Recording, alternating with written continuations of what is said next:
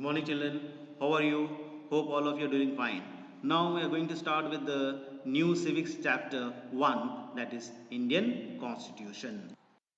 Come on, before we start understanding what is Constitution, why there is a need to Constitution, why the requirement of the need to frame a Constitution. If we talk about any game, if we played with the hand like football, it will be okay because the rules of the games tells that if you catch the ball with the hand, it considered is foul.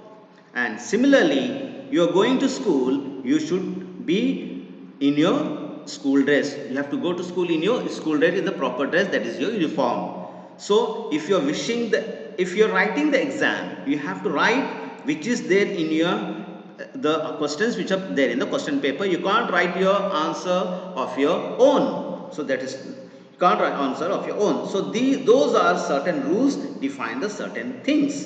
So similarly, the country which are as big as India or any other nation talk about there is a requirement rule to be formulated. These rules are framed in a country. We can write rules or take them as a oral rules, right? So if we write rules, that is known as Constitution. What is Constitution? Constitution is set of rules according to the countries run. What basically a Constitution does it? As explained, what is right and what is wrong. It helps us to demarcate what should we do and what are the things that we must follow. Now these are the two statements underlining, these are really critical. So all democratic countries have constitution. The first statement is correct, but does not imply not all the nations with constitutions are democratic. Some nations which have a constitution but not democratic, but all the democratic nations will definitely have a constitution. Now coming out to the point, designing the Indian Constitution. We must have rules and regulations by every religion, caste, creed, language, respective of everyone should get equal respect to all, either of any religion or caste. So all the things kept in the mind, we drafted and finally formulated. This constitution gained momentum in the year December 1946, and it took 3 years to frame the constitution. More than 300 people attended and gathered to discuss about the constitution, taking the idea from the different part of the world.